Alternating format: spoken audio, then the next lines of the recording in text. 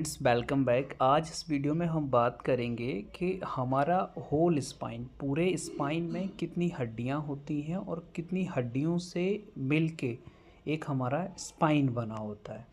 Spine का क्या है, स्पाइन को अगर हम कैटेगराइज करेंगे तो इसको 4 पार्टों में कैटेगराइज किया जाता है। Cervical, thoracic, lumbar and sacrum.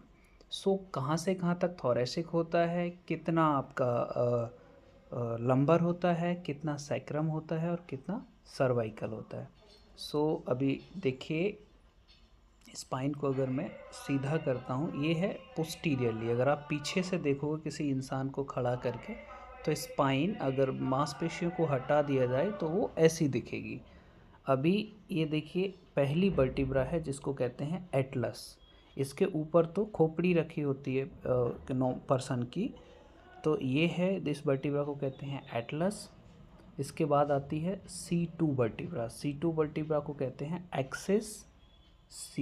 After that is C3, then C4, C5, C6 और C7। तो ये 7 वर्टिब्रा इसके ऊपर तक की, इसको कहते हैं सर्वाइकल वर्टिब्रा।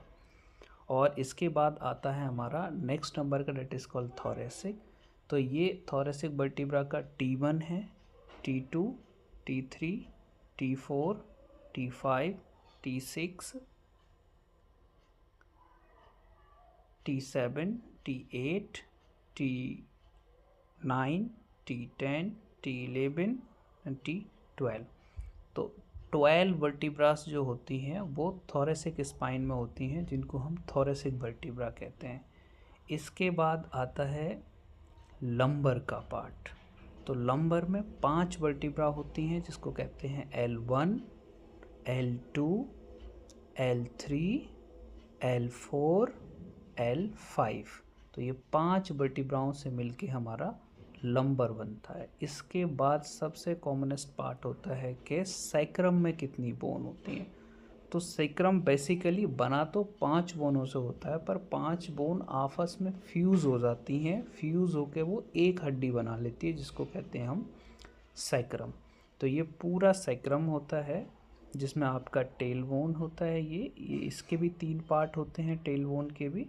तो ओवरऑल वर्टिब्रा जो होती है वो आप कैलकुलेट करेंगे तो देखिए, 7 वर्टिब्रा सर्वाइकल स्पाइन की, 12 वर्टिब्रा थोरेसिक स्पाइन की, 5 वर्टिब्रा आपकी लंबर स्पाइन की और एक सैक्रम।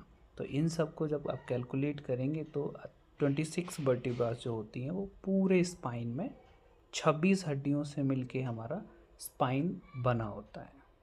आपको ये वीडियो अगर अच्छा लगा हो बेसिक नॉलेज के लिए, तो इसको लाइक करें, शेयर करें एंड कमेंट ज़रूर करें। थैंक यू, तब तक के लिए।